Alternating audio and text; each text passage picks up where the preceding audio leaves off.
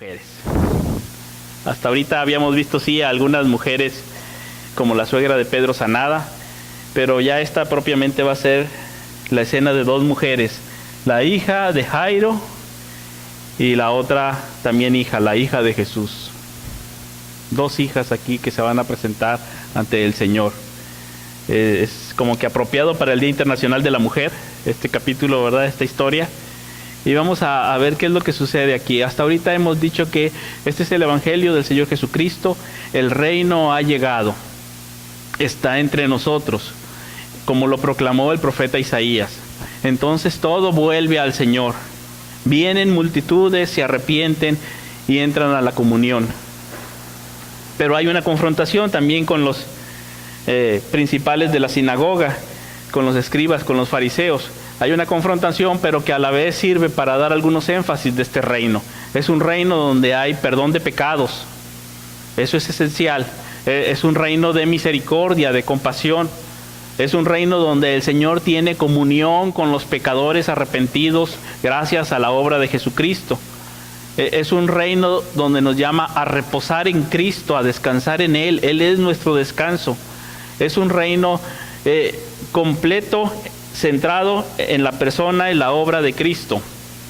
Y poco a poco el Señor va haciendo su labor, yendo de la casa que está en Capernaum al mar de Galilea, a las orillas, y ahí en esas orillas confluyen los pueblos, 7 naciones confluyen ahí, y de ahí hace sus llamados y viene a la casa, y otra vez sale y hace sus llamados. El domingo pasado vimos que ya no nada más salía al mar de Galilea, sino que ahora lo atravesó y llegó a una región semipagana, donde le sale al encuentro un hombre endemoniado, se arrodilla delante de él. Y hasta ahorita hemos visto hombres que vienen delante de él y se arrodillan delante de él, varones, ¿sí? Sean leprosos o sean como este hombre principal en la sinagoga, sean endemoniados, paralíticos, pero se ponen delante de él, varones. Ahora vamos a ver mujeres. Y este es un golpe así como que un choque cultural muy grande, ¿sí? Vamos a ver ahora a las mujeres delante del Señor.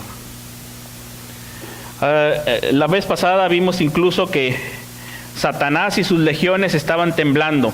El Señor no viene a derrocar al César, sino a Satanás y a su reino de maldad, que está detrás de cualquier otro gobierno. Y entonces, si le llega la hora de rendir cuentas a Satanás y a sus legiones, y esto lo están leyendo Romanos, ¿cuánto más imagínense que deben de rendir cuentas también el César y sus legiones? Ellos también tienen que verse reflejados ahí. Y decir, si nosotros hemos sido como esas legiones de demonios que destruyen al ser humano y lo hacen vivir en los sepulcros, aullando y lamentando, golpeándose, y un reino de violencia, tenemos que vernos reflejados ahí, que también a nosotros nos va a llegar el momento de rendir cuentas de lo que estamos haciendo, de estar instaurando lo que ellos llamaban la Pax Romana. O todos en paz, porque si no ahí vienen las legiones. Y los ponen en paz. El imperio se pone en esa paz por la fuerza. Pero bueno, si Satanás y sus legiones rinden cuentas ante el Señor, el hombre también le llega el momento de rendir cuentas, y a todo gobierno le llegará ese momento de rendir cuentas de cómo ha tratado a los demás. Ahora tenemos esta escena que nos pone Marcos otra vez haciendo como un emparedado, un sándwich. Primero Jesús con Jairo, y luego viene una mujer ahí que está padeciendo flujo de sangre, y luego otra vez Jesús y Jairo. Y la historia del medio está relacionada con la otra, de tal manera que no es una pérdida de tiempo lo que va a pasar en medio, como algunos piensan, sino que es una lección para Jairo para poder llegar a la escena final. No va a ser nada más un desperdicio de tiempo. ¿Por qué me pone una historia en medio de una historia, Marcos? Tiene un propósito, están ligadas, son dos mujeres que están unidas por 12 años de vida o 12 años de enfermedad. Una 12 años enferma, la otra tiene 12 años de vida. Más o menos, para que lo imaginemos, nuestra pequeña hija María Emilia hace 9 días cumplió 12 años. Haz de cuenta que yo soy Jairo. 12 años. ¿Muchos años? o pocos años. Para la enferma, muchos años. Para la pequeña, pocos años. Pero los 12 años en el tiempo de los judíos, nos dice Joachim, un teólogo alemán, dice, es la edad donde ellas entraban a la madurez e incluso donde ya se podían casar en Oriente. 12 años. Tú todavía no te cases. Eso era ya, ¿no? Aquí no. 12 años, y cuando llegaban a los 12 años y medio, entonces ya la mujer, la niña, la jovencita, podía también tomar decisiones. Hasta antes era el padre. Incluso podía decirle con quién se casa y hacer su arreglo matrimonial, ¿verdad? Pero ya a los 12 años y medio para arriba entraba la madurez. Y se detiene exactamente ahí en los 12 años. Como una mujer que va a entrar a la madurez, pero como que se niega a ello diciendo, mejor me muero. Y hay otra mujer que ya madura, pero que está sufriendo 12 años y sufriendo mucho. Hasta antes de esto habíamos visto a hombres con apertura, incluso como el endemoniado, con violencia externa, con muchas demostraciones de fuerza y poder. Aquí vamos a ver mujeres calladas en la intimidad de su vida, de su familia, en silencio y sin demostraciones poderosas y portentosas, pero ambos sufriendo. El hombre con una apertura gritando y siendo violento, y la mujer acá en el seno familiar sufriendo, estando puesta para la muerte o estando sufriendo una enfermedad muy íntima para ella, relegada. Vamos a empezar a leer la escritura y veamos qué es lo que hace el Señor. Empieza diciendo que después de estar en la región de los Gadarenos, regresan otra vez, cruzan el mar, ahora ya no hay tormenta, pero regresan cruzan este lago, y dice que pasando otra vez Jesús en una barca a la otra orilla, se reunió alrededor de él una gran multitud y él estaba junto al mar. Otra vez, ahí está nuevamente la multitud junto al mar, el lugar del llamado, el lugar de las parábolas, el lugar de los milagros, el lugar de los llamados, el lugar de pesca, ¿verdad? Y vino a él uno de los principales de la sinagoga. Viene el archisinagogo Jairo y le dice, postrado a sus pies, y le rogaba mucho diciendo, mi hija está agonizando, ven y pon las manos sobre ella para que sea salva, vivirá. Entonces ahí llega, como llega del otro lado, un endemoniado furioso llega y se postra a sus pies. De este lado llega no alguien impuro, sino alguien puro, el principal de la sinagoga, y también se postra a sus pies. Allá de aquel lado del río, del lago, estaban los demonios rogando mucho, por favor, mándanos aunque sea los cerdos. De este lado está el padre rogando mucho, ven a ver a mi hija, pon tus manos sobre ella para que sane. Está muy grave, a punto de morir. Pero ahí están, la misma posición, la misma postura, la misma presteza, la misma adoración al Señor. Y eso que era un principal de la sinagoga. Pero ambos, impuros y puros, paganos y fieles israelitas, tenían que hacer lo mismo. El mismo camino. Venir ante el Señor y arrodillarse ante Él y rogar por misericordia. Sea quien sea, delante del Señor se arrodillaban para esto. Y entonces fue pues con Él. Aquí el Señor misericordioso y compasivo, y le seguía una gran multitud y le apretaban. Hasta aquí es la historia de Jairo. Y luego viene una gran historia en medio. Y sintamos lo que está diciendo en esta historia Marcos. Fíjense cómo dice, pero una mujer que desde hacía 12 años padecía de flujo de sangre y había sufrido mucho de muchos médicos y gastado todo lo que tenía y nada había aprovechado, antes le iba peor. Cuando oyó hablar de Jesús, vino por detrás entre la multitud y tocó su manto. Ahí tenemos la descripción de esta mujer. Una mujer con flujo de sangre, era inmunda. Sí, había algo de sanidad, pero también algo ceremonial. No podía acercarse al templo.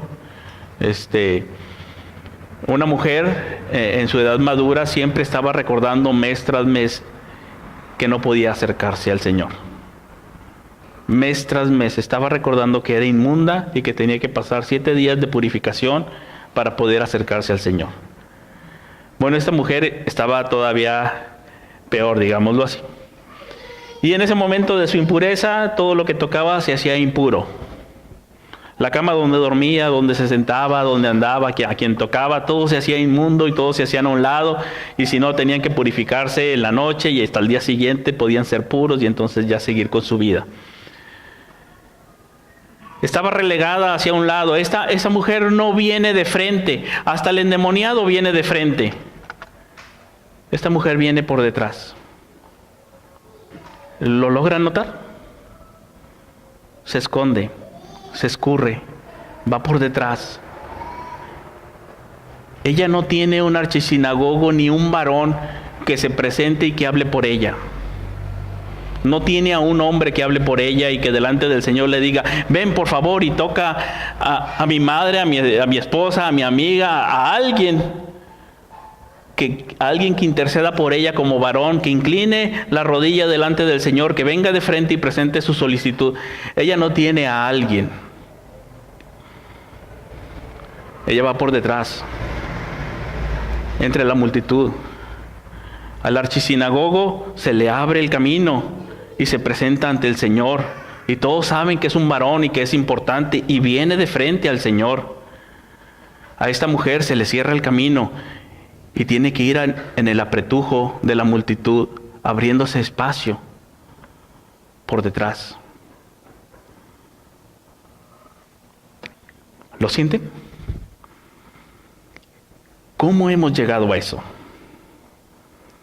¿Cómo hemos llegado a ese punto de que una mujer pierde toda dignidad y no puede ni siquiera presentarse delante de su Salvador? Y presentar y pedir misericordia.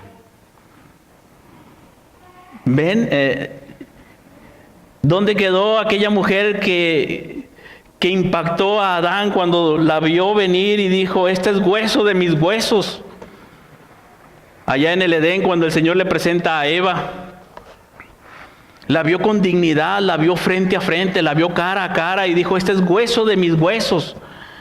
En el hebreo la palabra hueso es lo mismo que la palabra ser. Lo que está diciendo: este es de mi mismo ser, es ser de mi ser. Es decir, es como yo, con dignidad. Así vio Adán a Eva y dijo: es hueso de mis huesos.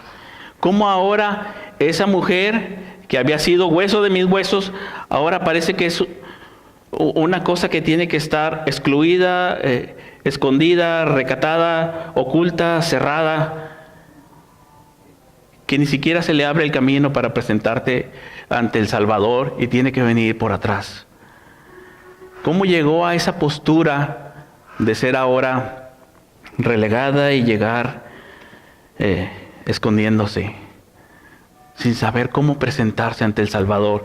Y en su mente decía: si tan solo, dice, si tocare tan solamente su manto, seré salva.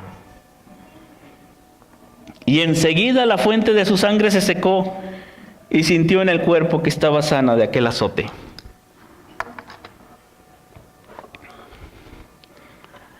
Y cuando el Señor dice: ¿quién me tocó?, pues los discípulos voltean y a lo mejor ven a la mujer por ahí, que todavía estaba alejándose de la escena. No es nadie. Como decía Octavio Paz, ¿verdad?, de las máscaras mexicanas, el ninguneo, ¿verdad? No es nadie, soy yo. Ha desaparecido. Cuando hablaba de la feminidad y de la hombría y cómo nos retrataba como mexicanos, y que decía, a lo mejor la mujer desearía menos respeto y que la dejaran un poco más libre, ¿verdad? Al menos en la iglesia, con la libertad de acercarse al Salvador y decir, aquí estoy, Señor, vengo a adorarte, vengo a postrarme delante de ti, vengo con toda esa franqueza a pedir misericordia, a venir en comunión, a vivir diferente. Y ella quedó sana de su azote, completamente. Fue transformada por el toque del Señor, aunque normalmente todo lo que una persona inmunda toca se contamina, aquí es al revés. La persona inmunda toca al Señor y el Señor no se contamina, sino que ella se purifica. Ella se sana. Ella es limpia. Y ahí está Jairo, ¿verdad? Se detiene el Señor y dice, ¿quién me ha tocado?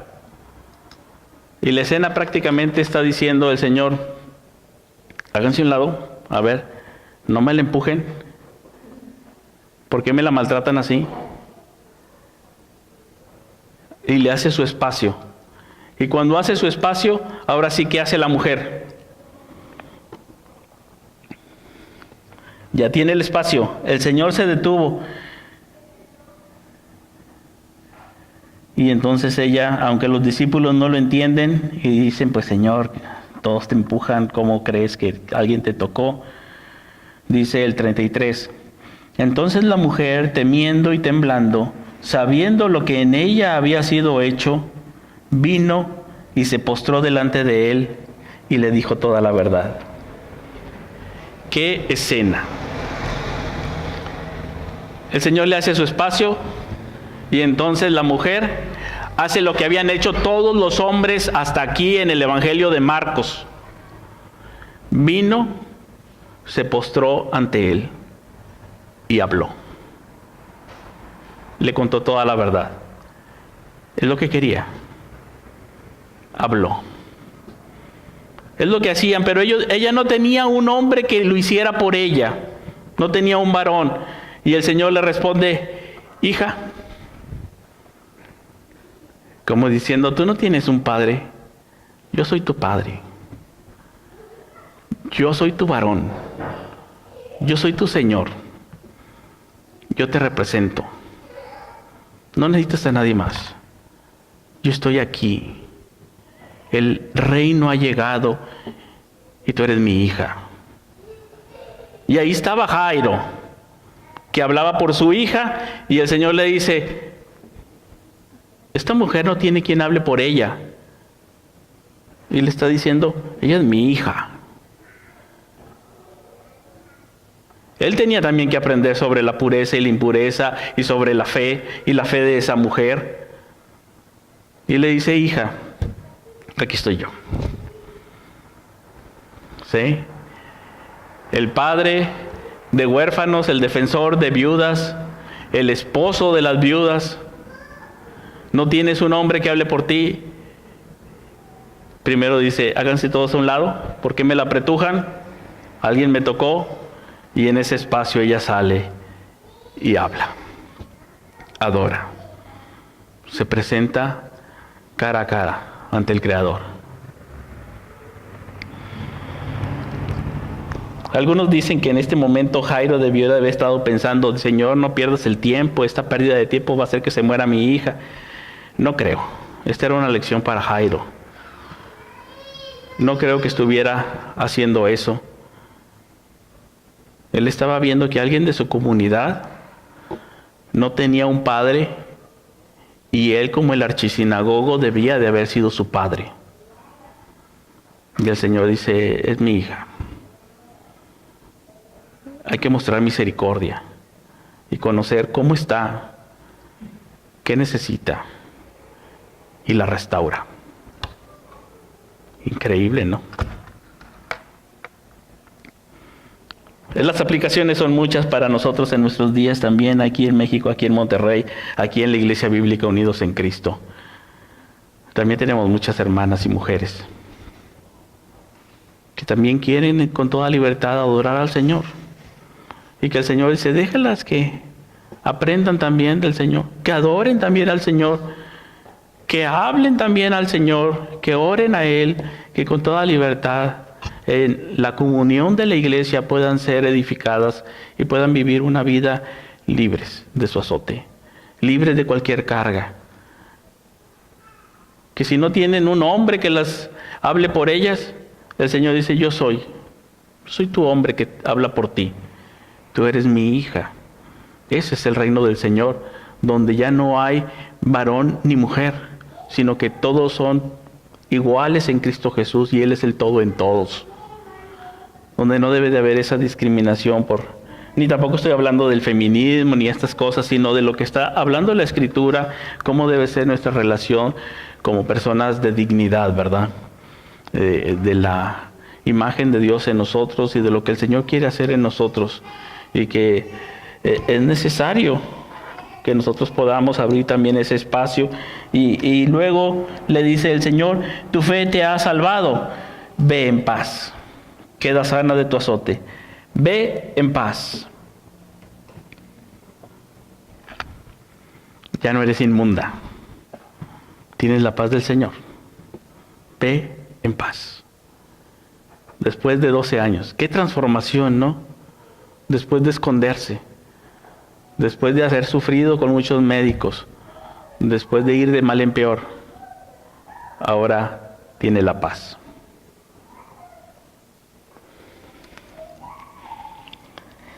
Mientras él aún hablaba, vinieron de la casa del principal de la sinagoga diciendo: tu hija ha muerto, ¿para qué molestas más al maestro? Vino la noticia que se esperaba, la pequeña murió. La pequeña que iba a entrar en su edad de mujer madura, que tienen esto en relación y están entrelazadas las dos historias, que apenas iba a entrar a la edad madura y muere, y le dicen: ya no molestes al maestro. Pero el Señor inmediatamente, cuando le escucha, responde. Luego que oyó lo que se decía, dijo al principal de la sinagoga: no temas, cree solamente. Y acaba de verlo delante de sus ojos Jairo. La mujer tenía que creer, él también tenía que creer. La mujer con las hemorragias tenía que creer, él tenía que creer, el principal de la sinagoga. La mujer impura tenía que creer, él, el puro, tenía que creer. Es lo mismo, la fe. Y le da la misma lección y le dice: no temas, cree solamente. Es necesaria la fe. Y entonces lo acompaña. Pero dice que no permitió que le siguiese nadie, sino Pedro, Jacobo y Juan, hermano de Jacobo. Y vino a casa del principal de la sinagoga y vio el alboroto y a los que lloraban y lamentaban mucho, porque era la costumbre de los lugares, era contratar personas, por decir, 2 violines que tocaran y algunas mujeres que lloraran, como una manera de rendir homenaje a la persona que falleció, ¿verdad? Pero tenemos también aquí una problemática, que también el que tocaba el cadáver de alguien, aunque sea de tu hijo, se convertía en inmundo. También tenemos aquí otra problemática, ¿verdad?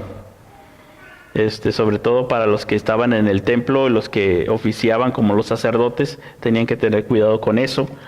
Y aunque fueran sus hijos, no podían raparse, llorarlos, tocarlos, porque se volvían inmundos, ¿verdad? Y entonces llegan a la casa. Ya no están ahora en la multitud, sino van a la casa.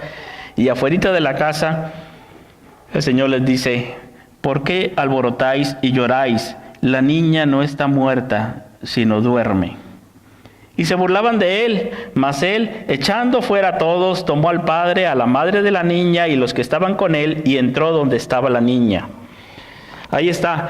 Se burlan, pero él los echa a todos fuera. Y nada más va con sus 3 discípulos. El papá y la mamá, hasta aquí aparece. El papá, la mamá y pues Jairo y la niña que estaba ahí muerta. que él dijo, no está muerta, está dormida. Versículo 41, y aquí ocurre el milagro, dice, y tomando la mano de la niña, le dijo, Talita Kumi, que quiere decir, traducido es, niña, a ti te digo, levántate. Aquí la frase griega dice que le tomó con fuerza a la niña. Y la palabra Talita, aunque es niña, es una forma de decirlo con cariño. Y Koum es como despertarla del sueño. Es como si Jesús se hubiera sentado junto a ella en la cama, la hubiera agarrado y le hubiera dicho, querida, es hora de levantarse. Preciosa, hora de levantarse. Y se levanta. Es como si yo fuera con mi niña y le dijera, Emi, hora de levantarse. Y se levanta. Aquí no hay tormentas, aquí no hay demonios, aquí no hay cerdos, aquí no hay aullidos, aquí no hay demostraciones portentosas y violentas. Aquí hay unas palabras de cariño. Cariño, levántate. Y se levantó. Parece muy sencillo, pero así venció a la muerte. Parece muy sencillo, pero está derrotando al imperio de la muerte. Que más adelante va a quedar muy claro cuando Él vaya a la cruz y sea sepultado y después del tercer día resucite y venza a la muerte. Pero aquí como que se echa un primer round con la muerte cara a cara. Y de una manera tan tranquila y cariñosa le dice, cariño, levántate. Y la niña se levanta, libre. Y se espantaron grandemente. Se levantó y andaba, pues tenía 12 años, y se espantaron grandemente.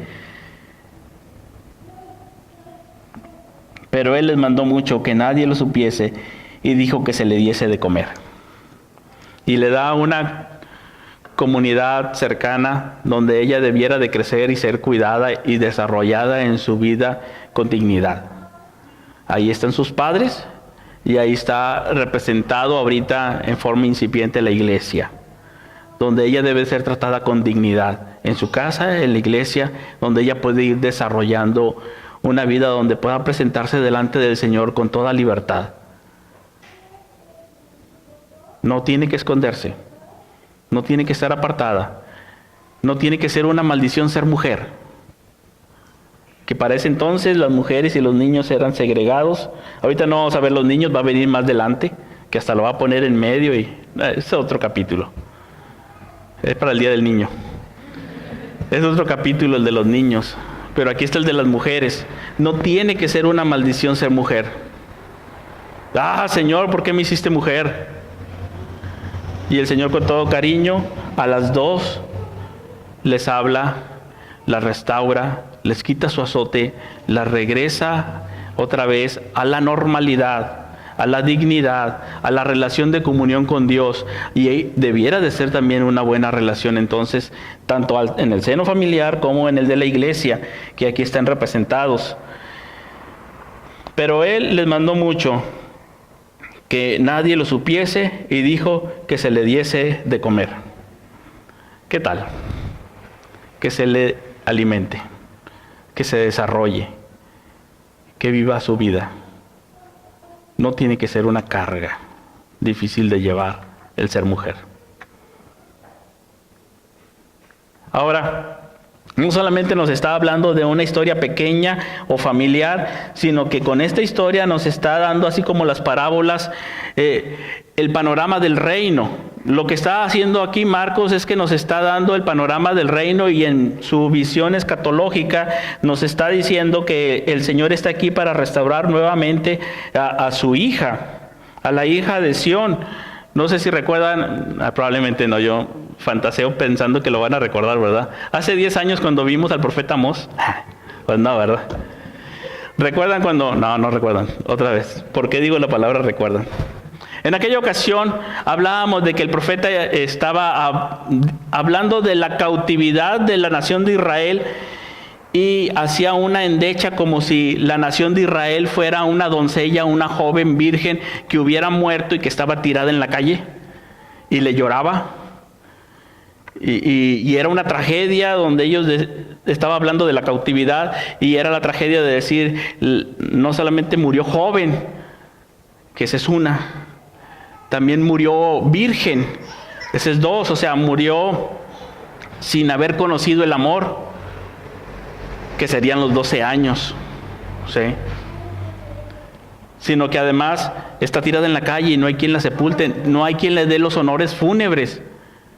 Y así estaba representando al pueblo de Israel como la doncella de Dios que muere virgen y queda tirada en la calle y es pisoteada por los babilonios, ¿verdad? Llevada a la cautividad. Pues aquí el Señor está diciendo, cariño, levántate. Es el momento del reino.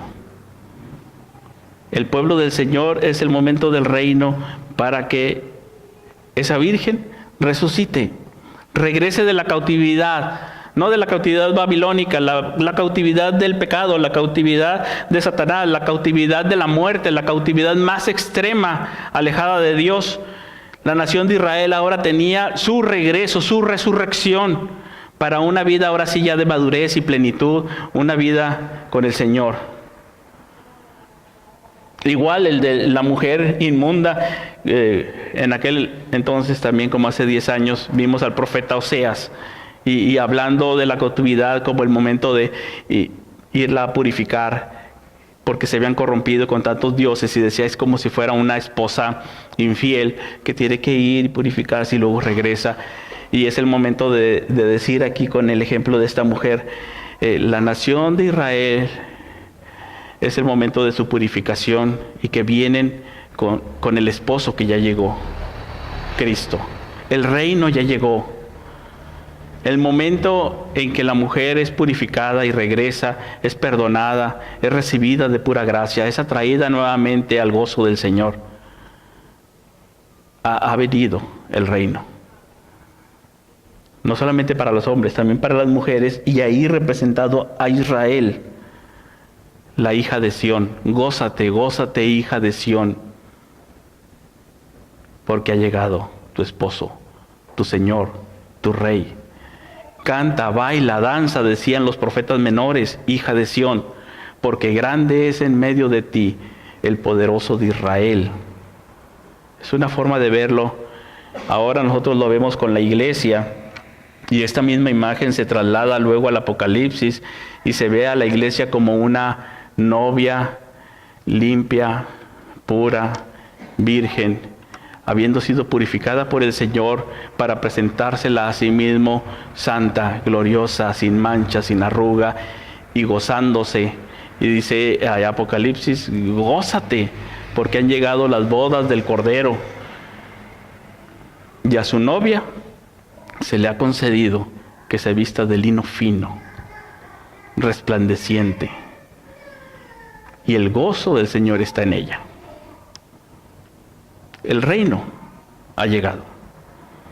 Y aquí nos lo está mostrando con estas dos historias de mujeres.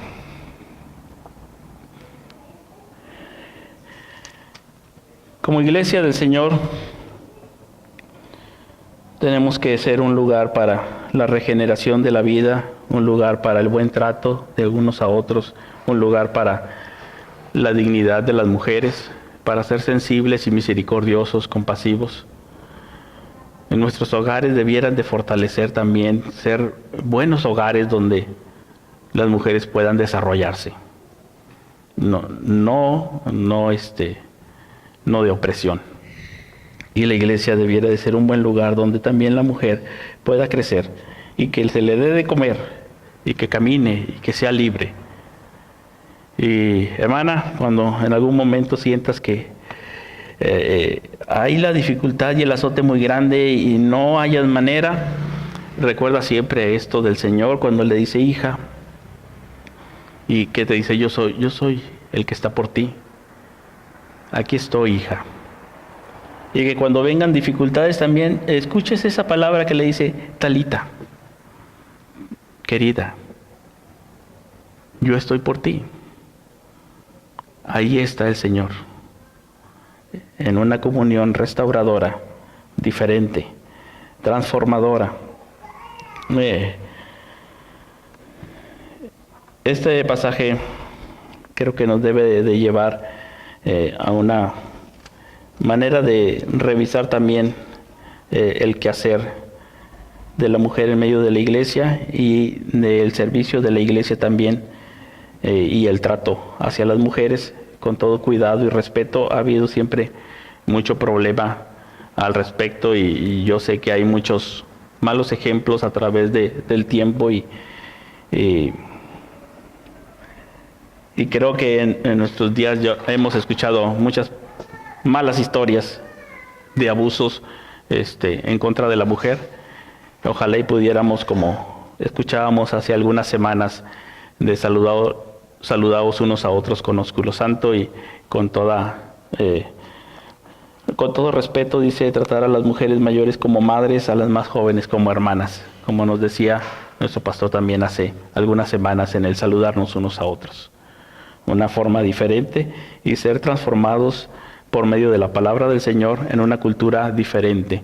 No conformarnos a este siglo, sino transformados por medio de la renovación de vuestro entendimiento, para que comprobéis cuál sea la buena voluntad del Señor, agradable y perfecta. Por otra parte, vemos la gran historia y la gran compasión del Señor hacia su iglesia. Su niña, su esposa, su novia, el objeto de su amor. Nos dice en nuestro pasaje de Juan capítulo 17 que estamos unidos en Cristo para que el mundo crea y que crea que Él nos ha amado. Es decir, que hemos sido el objeto de su amor. Él es ese Rey glorioso, potente, temible, majestuoso, pero a la vez compasivo, cercano, misericordioso, cariñoso. Ese es el nivel que está mostrando este Rey. No lo vamos a ver en ningún rey de la tierra, esto. Ni de antes ni de ahora, por más bueno que piensen de algún rey, un rey como este, que hasta va a su casa y luego ya les da la última indicación: no lo digan a nadie, pues porque todavía te quedaba mucho porque les quedara claro. Aquí está algo del Evangelio, no fueran nada más a recibirlo como las partes bonitas de la vida, porque para que esto ocurriera iba a tener que pasar por la cruz. Esta es la parte grande y misteriosa que vio Isaías y que aquí poco a poco la va a revelar Marcos, de que este Mesías no solamente es un Mesías bueno y reinante, poderoso, sino que además es un Mesías sufriente que va a la cruz. Y esto parece contradictorio. ¿Cómo va a salvar? Cuando lo veo grande y poderoso me gusta, pero cuando veo que va a la cruz, no lo capto. Entonces aquí es una parte, y si la desvinculamos de la parte de la cruz, nos podemos quedar con un concepto falso del Salvador y pensar solamente que van a venir las partes gloriosas, ¿sí? Y no va a ser así. No va a ser así. Va a venir la cruz. Y ahí, al dirigirse hacia la cruz, ahí va a haber salvación y vida, redención.